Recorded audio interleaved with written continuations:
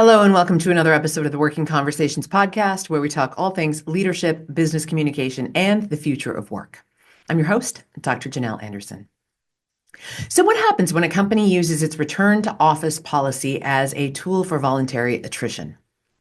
Is it a savvy business move to trim costs and ensure survival, or is it a failure of creativity and empathy in addressing workforce challenges? As more organizations, from tech giants to government offices, roll out return to office mandates, this question sits at the heart of a growing debate. Today, we're unpacking both sides of the argument. Are these policies a responsible way to balance budgets and rebuild culture?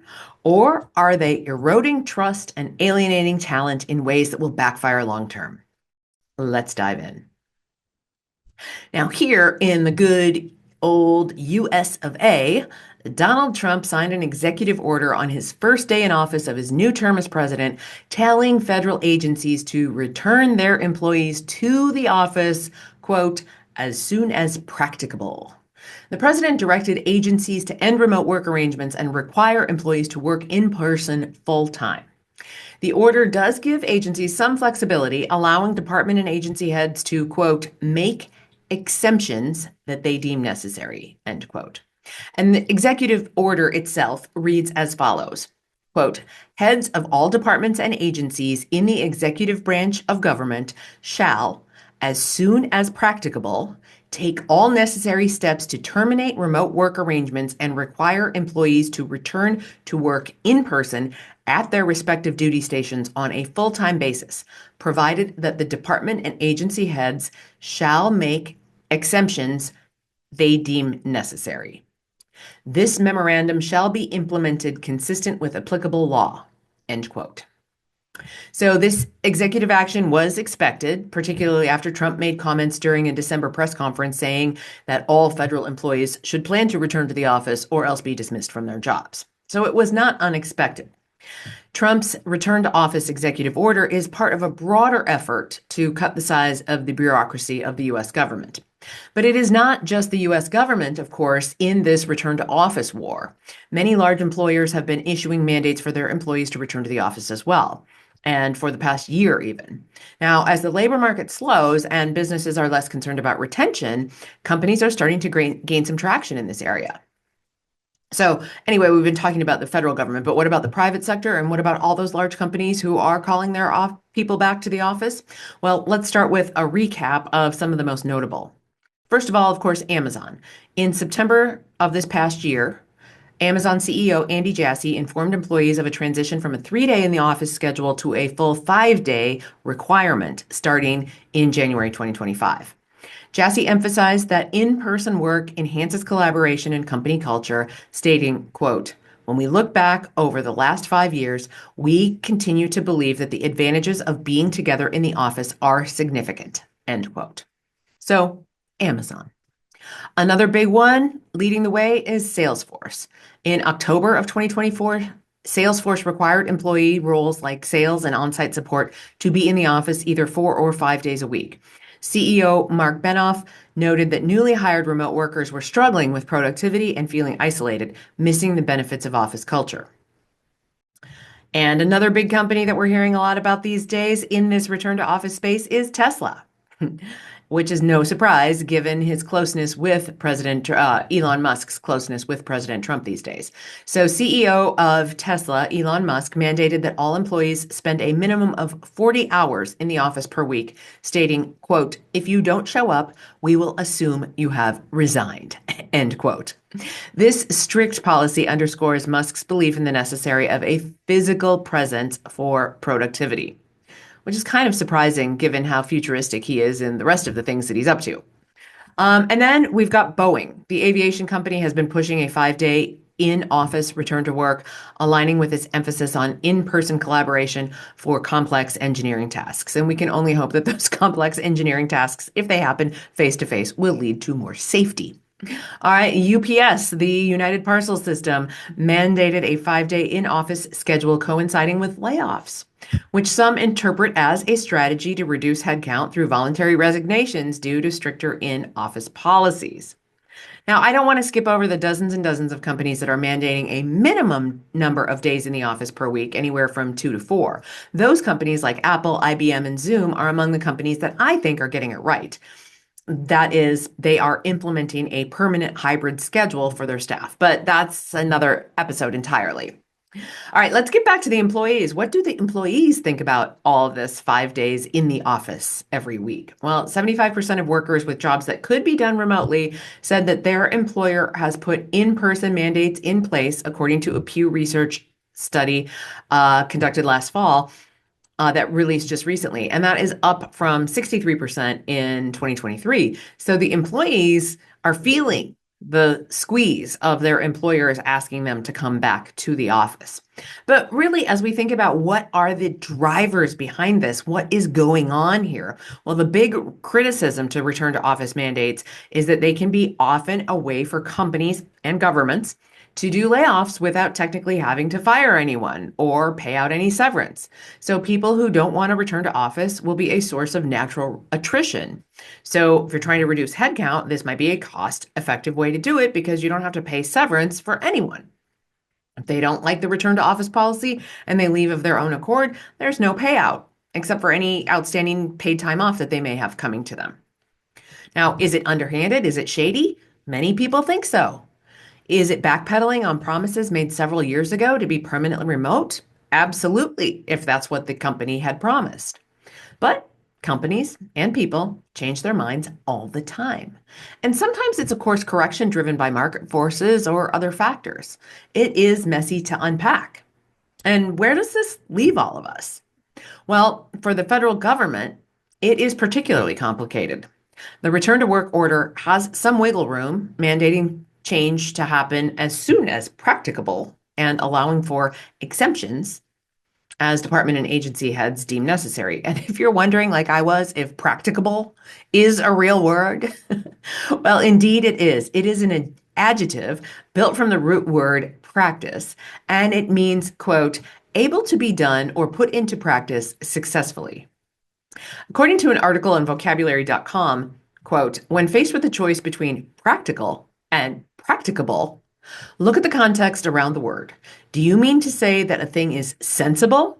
If so, choose practical. Do you want to say that it is possible? If so, choose practicable. So from that, end quote. And so from that, we can interpret that the executive order is meant to be done not when it's sensible, but when it is possible to be done. Okay, enough on the finer points of language in that executive order. Prediction so far is that there will be a significant brain drain on the federal government, especially in technology roles.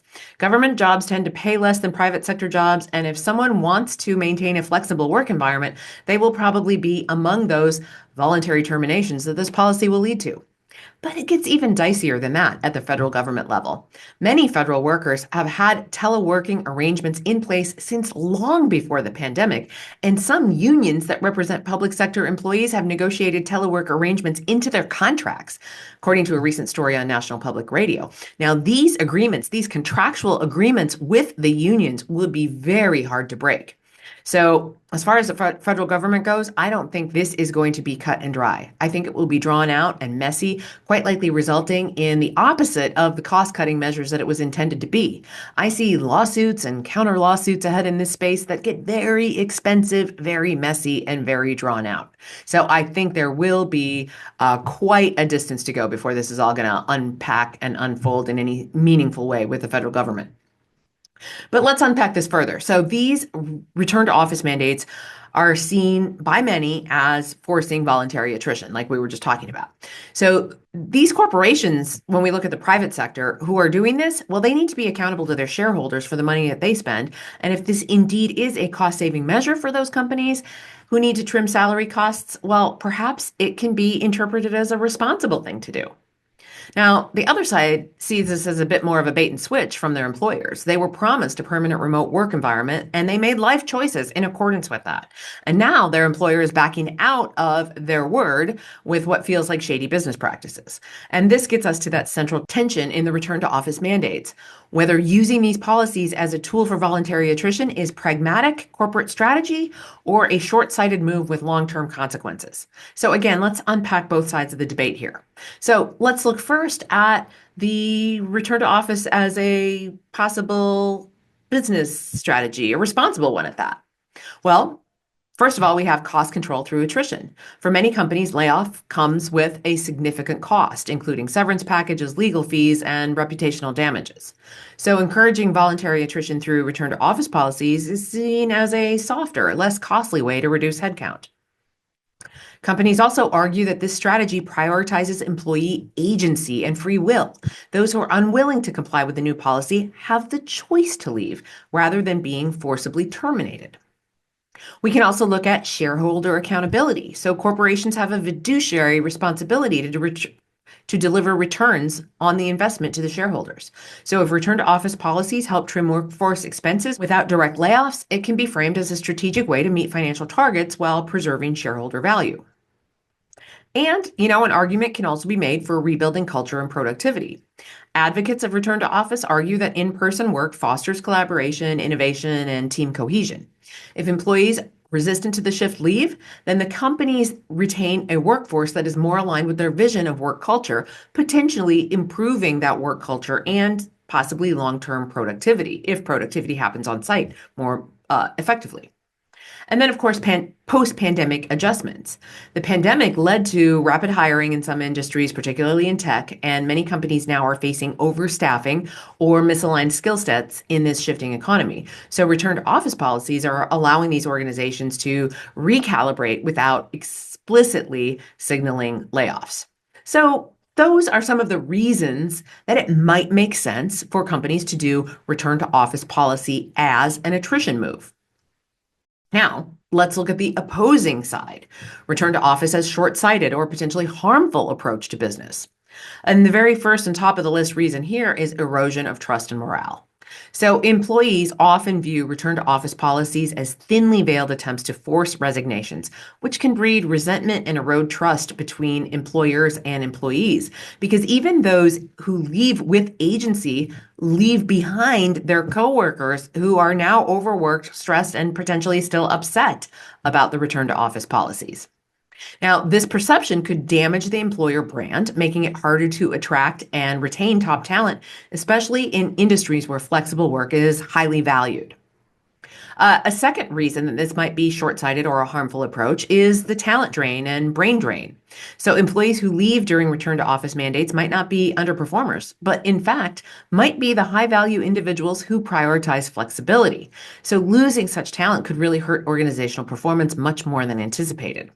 And replacing skilled employees is costly and time consuming. So if those positions do need to be backfilled, that might backfire. And it's not guaranteed that new hires will align with company culture or productivity expectations anyway. And then we do have reputational risk as part of what might be short sighted or harmful in all of this. So, companies that enforce rigid return to office policies are being labeled as out of touch with the evolving expectations of a modern workforce and with the future of work. And this could lead to public criticism, as we've absolutely seen with Amazon, with some of the large banks, with Walt Disney Corporation, and others. And then, of course, there is the potential misalignment with employees' needs. So surveys are consistently showing that many employees value remote and hybrid work arrangements, and ignoring those preferences could lead to disengagement, lower productivity, or employees quietly quitting or just having presenteeism, where they come into the office as assigned but don't get much done. And then there's also potentially overstating the office benefits. So critics of return to office argue that collaboration and innovation are not necessarily tied to physical presence, and that many companies thrived during the pandemic with a fully remote workforce. So forcing return to office might overlook the reality that flexibility can coexist with strong performance and strong culture. So those are the two sides of the argument. First of all, that the return to office is a responsible business strategy. And then secondly, that return to office is short-sighted and harmful. All right, well, let's look at a possible third angle, a middle ground. Maybe both sides of the argument are right here. So, strategic alignment. The truth might lie in how companies communicate and implement these policies. If return to office is presented transparently as a cultural reset rather than as a cost saving tactic, it could be more palatable to employees because the employees who want to be part of an in person culture will then come back to the office, and the employees who don't want to be part of an in person culture will then leave. So, companies might also benefit from using hybrid models, as I am a proponent of, which blend those in person collaboration days with remote flexibility. But it really needs to be that. It needs to be a cultural reset or whatever business reason other than cost cutting in order for strategic alignment like this to really resonate with staff. A second area of middle ground is in taking an employee-centric alternative. So again, instead of mandating return to office for cost cutting, when organizations explore other ways to align with employee needs while addressing financial constraints, should it be that cost cutting really is important, they can suggest things like voluntary buyout packages, reduced work weeks with, again, reduced salaries or role redesigns, part-time work and more flexible work. So again, if it really is cost cutting that is at the heart of it, be transparent about it and get creative with your staff. There are plenty of employees who would take a buyout package, again, that might not necessarily be as big as a severance package. So it might not be as hard of a financial hit to the organization, or reduce the number of hours they work in exchange for reduced salary, or partner with somebody on filling a full-time position by only working half of it. Now, also, we need to think about the long-term impacts as we study that middle ground. If the labor market tightens again and skilled talent becomes harder to find like it used to be, companies that enforce strict return to office policies might really struggle in filling those roles. So balancing immediate cost savings with long-term workforce health is really a delicate act. Now, we've mentioned the brain drain that's inevitable when return to office, RTO mandates are in place. So when you're looking for top talent down the road, that RTO might really be a roadblock to attracting and retaining new talent. So where do we think all of this is going to land? Well, as we look to the future of work, I predict that full-time return to office mandates are designed to fail for one simple reason. They don't align with the evolving expectations of the modern workforce. The pandemic fundamentally changed and reshaped how we view work, proving that flexibility and productivity are not mutually exclusive. Employees have experienced the autonomy and the work-life balance that remote work can offer, and they're not willing to give it up without good reason. Mandates that ignore this shift risk alienating top talent and driving attrition that's far more costly than any perceived cultural benefit of in-office presence. So I believe the path forward lies in embracing hybrid and flexible work arrangements. These models acknowledge the value of face-to-face collaboration, absolutely, while respecting employees' desire for autonomy and less commute time. Companies that succeed will be those who create thoughtful policies grounded in data and in dialogue with their employees to find the balance between organizational needs and employee well-being. Hybrid work isn't just a compromise. It's an opportunity to redefine productivity and engagement for the long haul. The question isn't whether flexibility will remain a priority for workers, it's whether companies will adapt fast enough to make it a strategic advantage rather than a liability. So there you have it, my friends. That's where I land on this debate of why return to office will fail. All right, so thanks so much for joining me on today's episode of Working Conversations. If this topic resonated with you or you have ideas for future episodes, I would love to hear them from you. As always, stay curious, stay informed, and stay ahead of the curve. Tune in next week for another insightful exploration of the trends that are shaping our professional world. And if you learned something on this episode or you simply enjoy the content, please subscribe to my channel over on YouTube, subscribe to the podcast on your podcast platform player of choice, and follow me over on social media. These are all excellent no-cost ways for you to support me and my work. You'll find links to my social media over on the show notes page. That's janelleanderson.com/201 for episode 201. If this topic resonated with you again, or if you have ideas for those future episodes, I would love for you to drop me a line. Until next time, my friends, keep thriving and keep working toward the future of work that we all want and deserve. Take good care.